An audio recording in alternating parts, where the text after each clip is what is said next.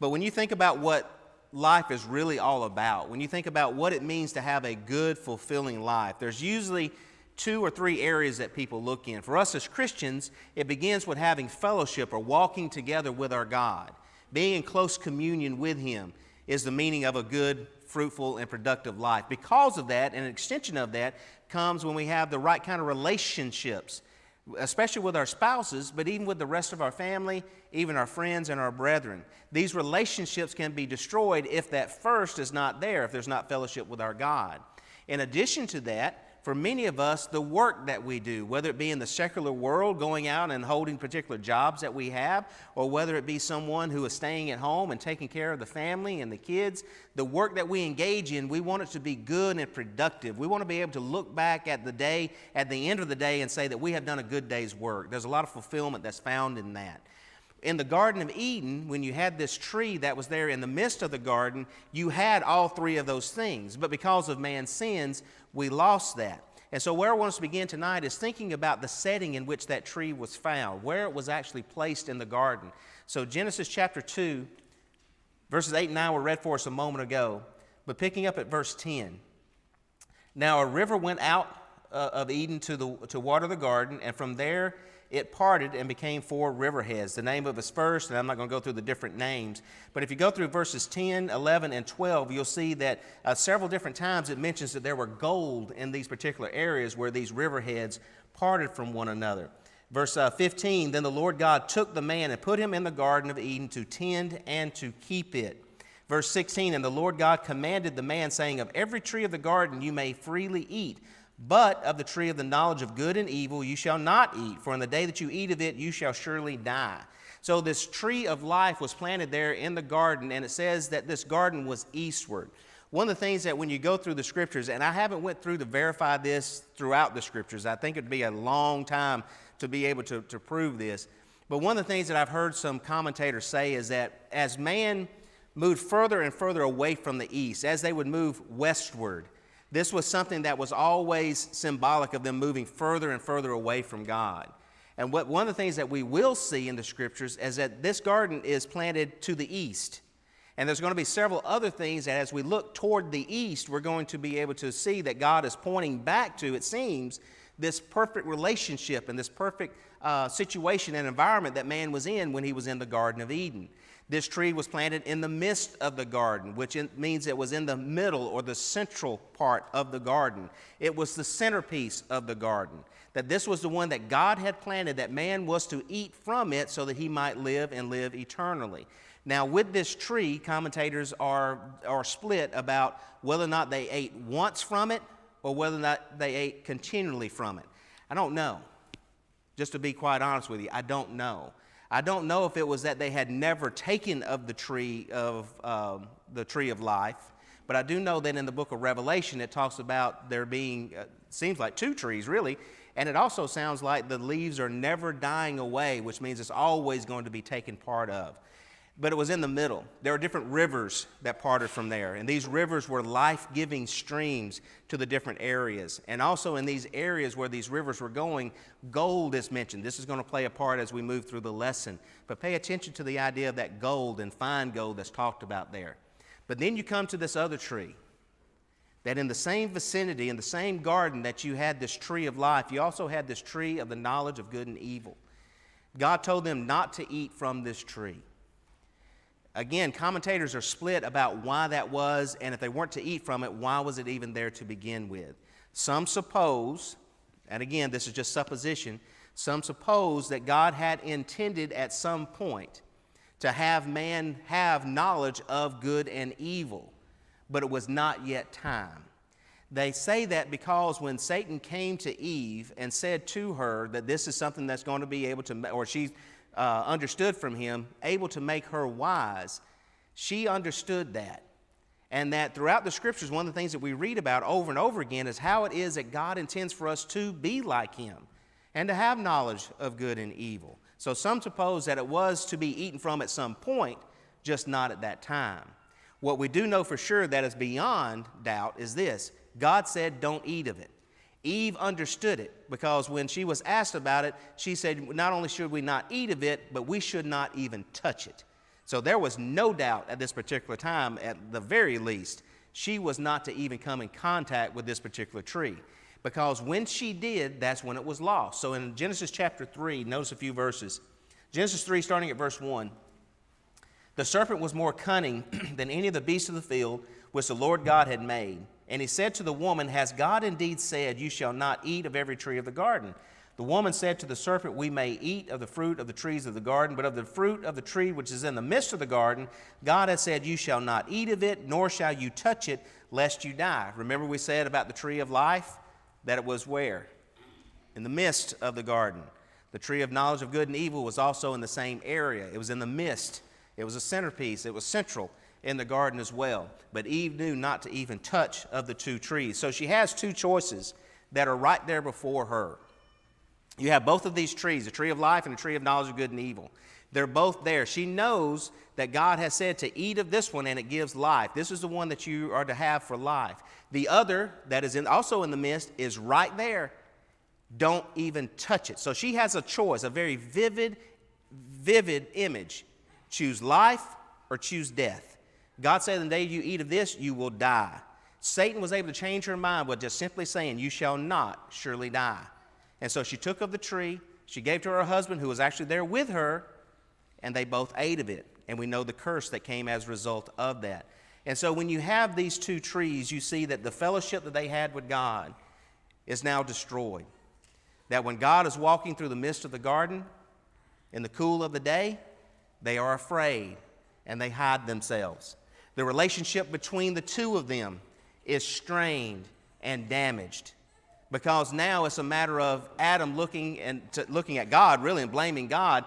The woman that you gave to me, by the way, the woman you gave to me, she gave me of the tree and I ate, instead of taking personal responsibility. The woman blames it on the serpent. But there's a strained relationship between the two of them. We know that when they have children, there's a strained relationship between Cain and Abel. And Cain rises up and even kills his brother Abel. From this point forward, violence is what is the norm on the earth. So much so that in Genesis 6, the world has to be destroyed because every thought of the imagination of man's heart was only on evil, and that continually on that evil. It destroyed that relationship. The work, the thorns and the thistles, the sweat of the brow, and all the hardships that comes with labor starts from this point going forward, even when it comes to childbirth itself. And so, yes, when they took of that tree, it started a chain of events and an avalanche of ungodliness and unrighteousness upon the earth because of they taking part in something that God had told them was off limits to them. But also in this, we see something that's not just a curse, but in some ways also a blessing, is that God says, look, man has sinned. They have taken of this tree, and they have become like one of us, knowing good and evil. And so God banishes man from the garden. Some of your versions may have the term sent out or drove man out. It is a strong term, and it is one that means the harshness that comes with the term banishment, that they have been sent out violently from the garden, and it says it a couple different times. And then there's cherubim, and cherubim is a plural term, which means not just an angel, but most likely several angels that were separating man from being able to go back into the garden where this tree was at. So it was a curse in that they were sent out from the garden. However, the blessing is this: if man were to take and eat from the tree of life, he would live forever. And God does not want you to live forever in your sin. He does not want you to remain in that state.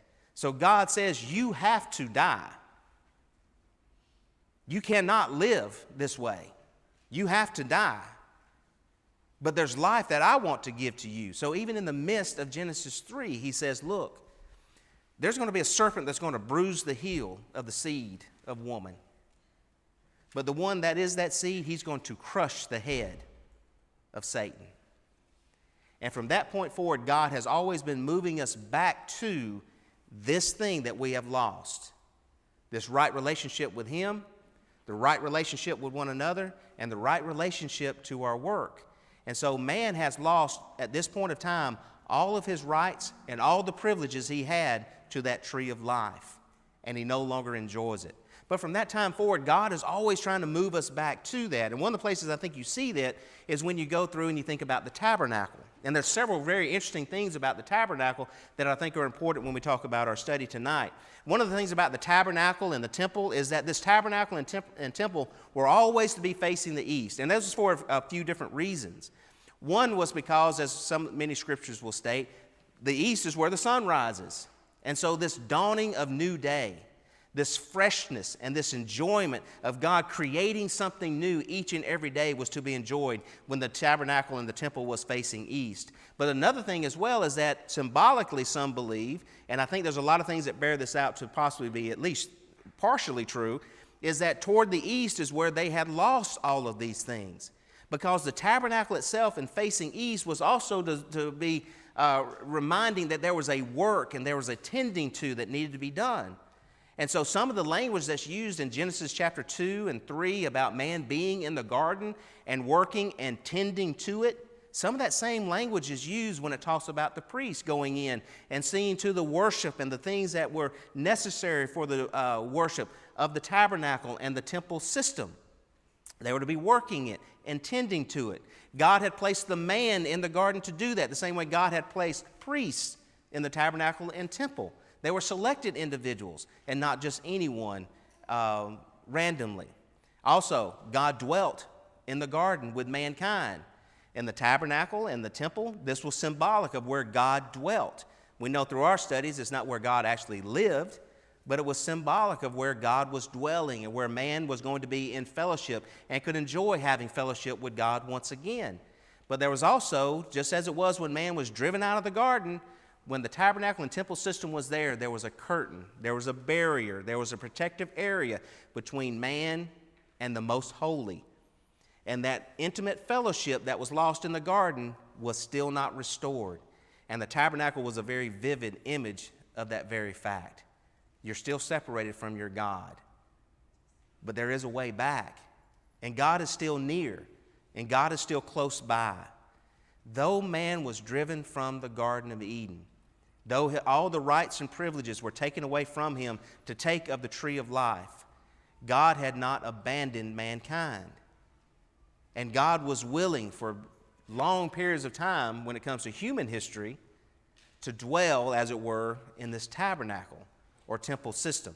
One thing that I want us to look at that I think is really interesting, Exodus 25, verses 31 through 40. Exodus 25. And when you go through the book of Exodus, you'll see many of the different pieces and parts of the temple and tabernacle that was, or the tabernacle rather, that was supposed to be built. One of them is the golden lampstand. That's found in Exodus 25, verses 31 through 40.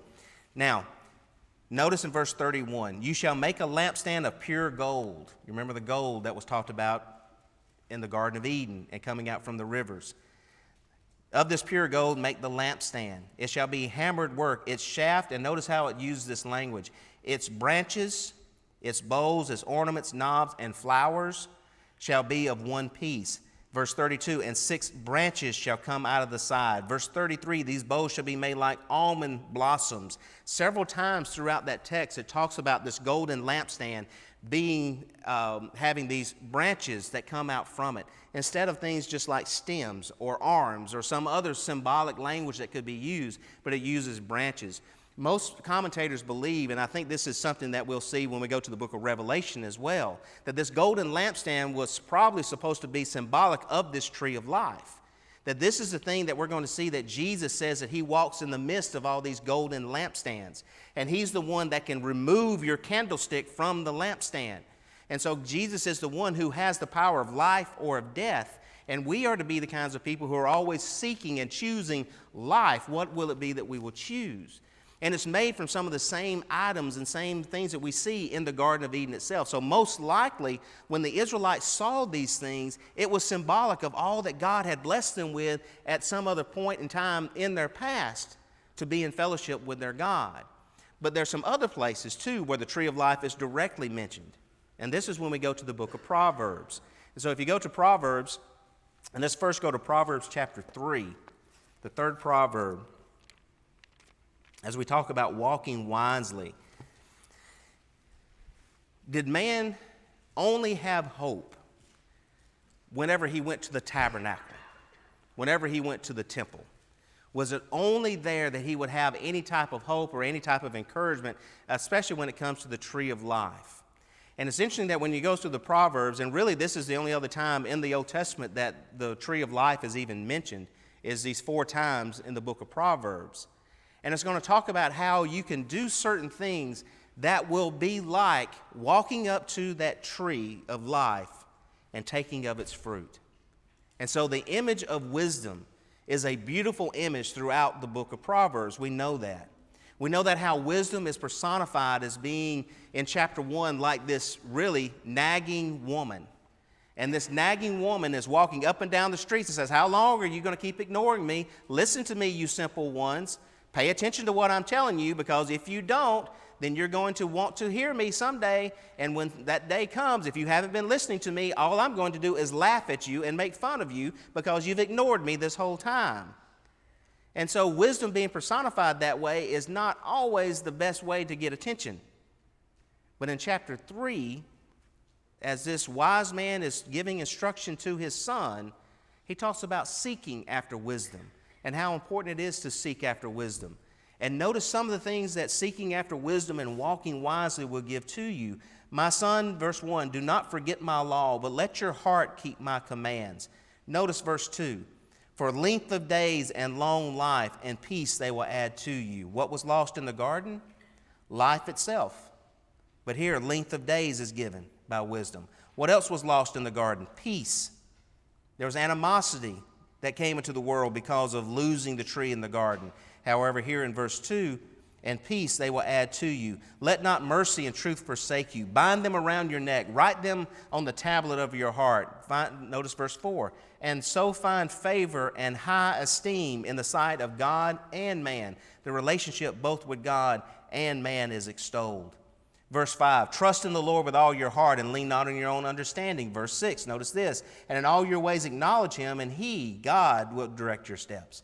If God is the one directing your steps, then obviously he is the one that we're in fellowship with. Do not be wise in your own eyes. Fear the Lord and depart from evil.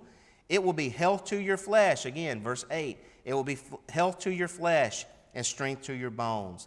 Honor the Lord with all your possessions and with the first fruits of all your increase. Verse 10, notice this. So your barns will be filled with plenty and your vats will overflow with new wine. Again, he talks about the idea of our work and the blessedness that comes from it. My son, do not despise the chastening of the Lord, nor detest his correction. For whom the Lord loves, he corrects, just as a father and the son whom he delights.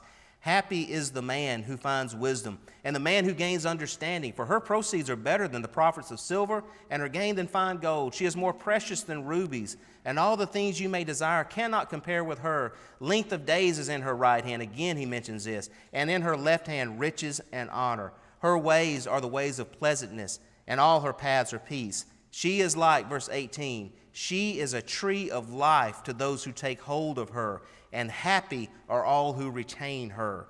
This chapter is full of the idea that everything that has been lost with mankind's sin, all the things that are lacking in a man's life can be found by following wisdom.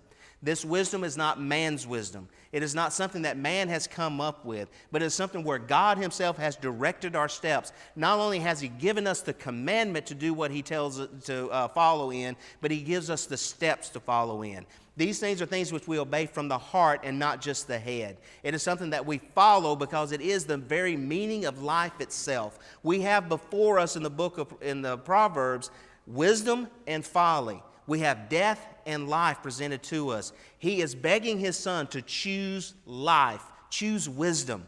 Your relationship with God will be right. Your relationship with others will be right. Your relationship with your work will be right. It is like a tree of life to pursue wisdom. So if we get angry, and you know how many times that we've had discussions where we sort of tongue-in-cheek will say, if only Adam and Eve had left that fruit alone, if they had only just eaten from the tree of life and left that other tree alone. The writer of Proverbs is saying this, you have that choice, and as we said this morning, and you have that choice every day. Which tree will you eat from? I love in Proverbs chapter 3 and verse 24, you will lie down, or when you lie down rather, you will not be afraid. Yes, you will lie down and your sleep will be sweet. There is something good and something pleasant in knowing that I have done what God has asked of me to do, and that everything that God has made available to me, I have done my absolute best to take advantage of it. And I remember what it was like when I first obeyed the gospel, to be able to lay my head down at night and not be afraid of not making it through the night. Storms didn't bother me as much as they used to. Other situations where it may be scary about what's going to happen were not as scary as they used to be. And the reason being is because when you're a Christian, when you're a follower of God, she has length of days in one hand and she has prosperity in the other. But this is the point of it all, being able to just say at the end of the day, I'm going to be fine. That was lost in the garden. And man has been in terror of death his entire life because of it. But with these types of things, we get some of that back. And what a great blessing from God it really is. We also see in Proverbs 11 and verse 30, again, this idea is mentioned in Proverbs 11 and verse 30, where here it says, the fruit of the righteous is a tree of life, and he who wins souls is wise. A tree of life. The righteousness, the goodness, the right doingness of man is a tree of life, because this is something that leads other souls to God. He who wins souls is wise. Brethren, we have to actually see ourselves as being like that tree of life that was in the midst of the garden. Are you a central figure in the place where you work? Do other people see you and notice you as being this life-giving tree, with your words, with your action, with your wisdom, with your care and your concern, with your stability? Fathers, are you a central? Are you in the midst of your families? Mothers, are you in the midst of your families? These are who we're supposed to be, because, brethren, we are like that tree of life. The things we do matter. We know that Daniel was one such as we talked about last week. And so many other biblical characters are that same way. They are this life-giving tree to others. You are like that tree, inviting others to come and take of the fruit that this tree provides. Those who win souls are wise. Later, Proverbs 13 and verse 12, another concept is given. Proverbs 13 and verse 12 says, hope deferred makes the heart sick, but when the desire comes, it is a tree of life. Knowing that everything that we're looking forward to is not just about waiting and waiting and waiting, that, I'll be glad when I die so I can finally receive some of these promises that are out there. Hope deferred is something that can make the heart sick. But when it's realized, when that desire comes, one of the things that this teaches me is this, when we think about it and contemplate this proverb, it teaches us that there are little things along the way that are not really that small. They're big things. That knowing that, praying to God for some of the simple blessings that we have in life and noticing the fulfillment of those gives off hope and encouragement. In the garden, hope was lost. And so man did nothing but spiral out of control when it was lost. And even when God started over with the ark, when man walked off the ark, it was not long later that he again began to spiral out of control. But brethren, we're supposed to be able to speak and to talk to one another about the hope and encouragement that we have in God. Look how much God has blessed us. Think about the prayers that we have prayed over the years for brethren who have been not just in physical health issues and problems, but spiritual problems. Think about the things that we have prayed for within our own families, that God has answered those prayers. Look to the way in which God has blessed us so richly, and realize the desires of our hearts that have been met by our God. And that hope itself is like taking of that tree, and it gives you sustaining life. It gets you through the moments.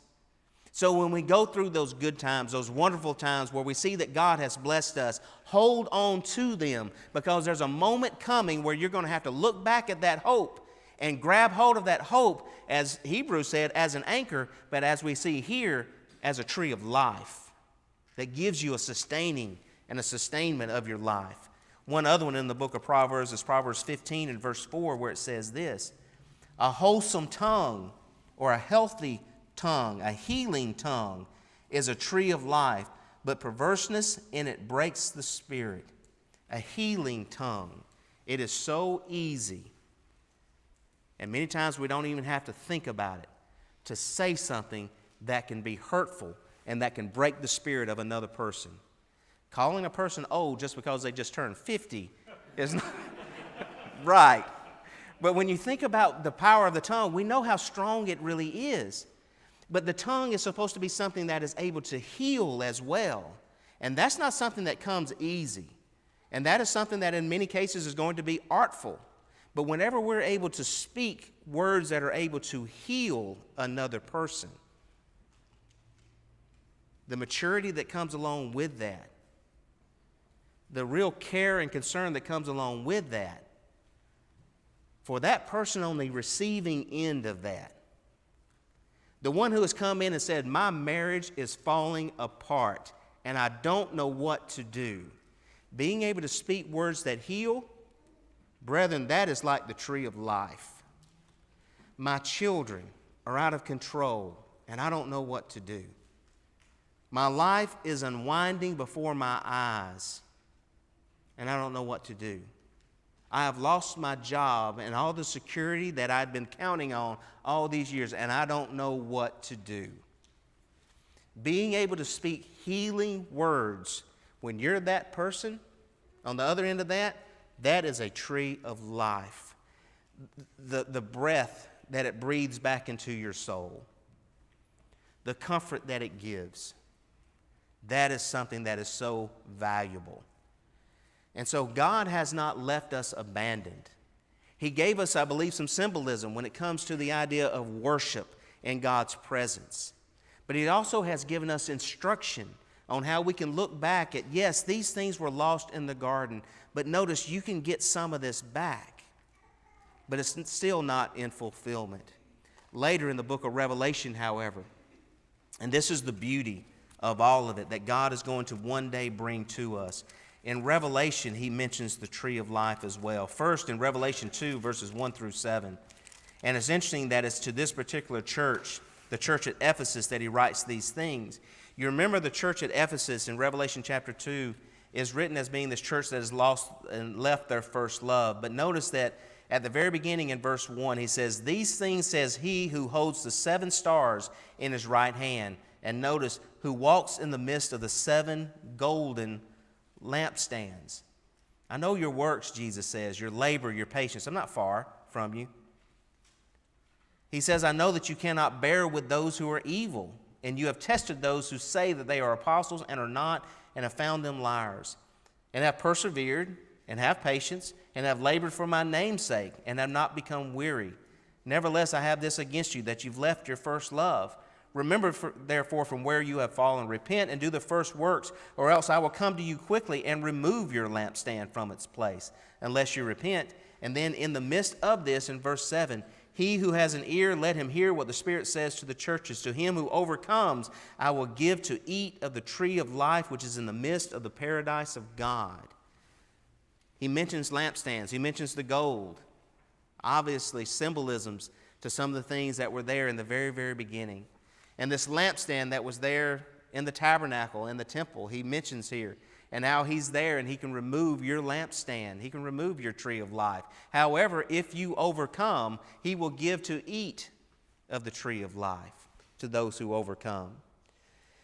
Ephesus was one that had so many good things that when we're looking, and we've said this many times before, that if we're looking for a congregation, it would probably be one that we'd want to associate ourselves with, because look at how strong they were. Look at how dedicated they were. Look at the things that they knew. But the love that they had for God was not there like it was supposed to be. And in the garden, it wasn't just about God wanting Adam and Eve to just obey Him and don't eat of this tree and do eat of this tree. It wasn't just about that. It was about man having close fellowship with his God. And they lost that. But if we're able to make it through life, if we're able to overcome, if we're able to guard our tongue, if we're able to be this source of light and life to other people, if we're able to speak these words that heal others, not because it's a law, but it's because of love.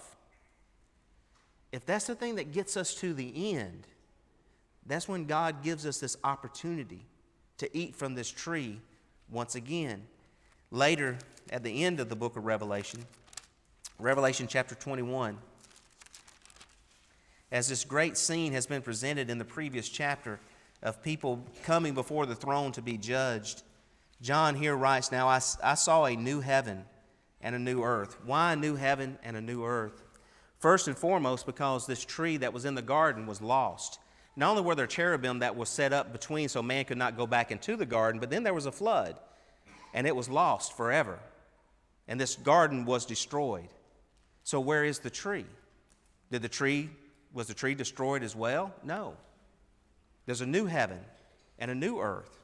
And in this new heaven and in this new earth, everything's going to be different because the other things have been destroyed. Then I, John, saw the holy city, New Jerusalem, coming down out of heaven from God, prepared as a bride adorned for her husband. And I heard a loud voice from heaven saying, "Behold, the tabernacle of God." There again we have the tabernacle being talked about. "The tabernacle of God is with men, and he will dwell with them, and they shall be his God, his people. God himself will be with them and will be their God. And God will wipe away every tear from their eyes." Notice the healing that starts to happen and occur. "There shall be no more death, nor sorrow, nor crying. There shall be no more pain, for the former things have passed away." Then he who sat on the throne said, "Behold, I make all things new." And he said to me, "Write, for these words are true and faithful." And he said, "It is done. I am the Alpha and the Omega, the beginning and the end. I will give of the fountain of the water of life." There we see this water being mentioned again. "The fountain of the water of life freely to him who thirsts. He who overcomes," remember chapter 2, verses 1 through 7, "he who overcomes shall inherit all things, and I will be his God, and he shall be my son." And then he talks about this New Jerusalem and the beauty that is found there. And in the midst of all these different descriptions, one of the things that you'll see is that the New Jerusalem is laid out. And it's laid out in this thing that's in a square-type shape. When you looked at the tabernacle, that's how the tabernacle and the temple was to be made as well. When you look at the tabernacle and the temple, as well as the things that were made within it, and the things that you see in the garden, you'll start to also see in verses 19 through 21 that gold and all these other jewels are mentioned. One of the things that we didn't go into detail about, but when the priests would go in to offer worship, the high priest, he had these stones upon a breastplate. Some of those are mentioned in Genesis. Some of them are mentioned when you go through the temple and the tabernacle scenes. Some of them are mentioned here again in Revelation 21. That symbolism seems to continue to remind us that this tree of life, this place that God had made, though it was destroyed here on the earth, and though the earth that it once dwelt on is also going to be destroyed because of the curse that was held upon it, does not mean that God removed it forever and it's still available to mankind. All things will be made new again. They're not going to be fixed. They're not going to be repaired. They're not going to be reinstituted. They're not going to be rearranged. Everything's going to be made new again, just as it was in the beginning and in the garden. So in Revelation 22, starting at verse 1, "And he showed me a pure river of water of life." Remember that in the book of Genesis? "Clear as crystal." Where was the throne, or where was the rivers really flowing from? "Proceeding from the throne of God and of the Lamb. In the middle of its street and on either side of the river was the tree of life, which bore 12 fruits, each tree yielding its fruit every month. The leaves of the tree were for the healing of the nations." What's going to make everything all right again? It's not going to be fixed here. Nations are not going to be healed here. The thing that will heal the nations is eating from this tree of life. "There shall be no more curse." The reason being is because the throne of God and of the Lamb shall be in it, and his servants shall serve him. There's still a duty, there's still a work. Man's relationship with God, man's relationship with his brethren, man's relationship with his work will all be made new, and it will all be healed. And this is why. Verse 4, "They shall see his face, and his name shall be on their foreheads. There shall be no night there. They need no lamp nor light of the sun, for the Lord God gives them light, and they shall reign forever and ever." I have no idea what the work is that God has for us, but I do know this: his servants shall serve him. And we'll be able to serve Him the same way it was in the garden, where God is able to be there in the midst. And even greater than the garden itself, man being able to actually look upon the face of God and see Him face to face. No need of the sun, no night, nothing coming in that will bring a curse, will bring a temptation, will bring a point of stumbling. Brethren, all these things that we see that were there in the garden are renewed, made fresh when we make it to heaven. But this is also something to remember. That found within all this symbolism in chapters 21 and 22 is this. These are the kinds of things we enjoy right now as being members of the Lord's church. We are the bride adorned for the husband. We are the Jerusalem of God, who are Israelites not according to the flesh, but according to the Spirit. These are the things we enjoy right now. We have a right relationship with our God. We are supposed to have the right relationship with one another and with our spouses and with our family. And brethren, we're the ones who work not for man, but for our God. And one day we're going to see our God face to face. And what a blessed day that will be, because there won't be any more hindrances. And so at the end of Revelation 22, and we sang this in the song a few moments ago, verse 17, and the Spirit and the bride say, "Come." And let him who hears say, "Come." And let him who thirsts come. Whoever desires, let him take the water of life freely.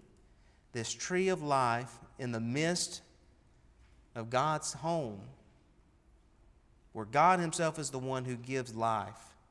We say, come.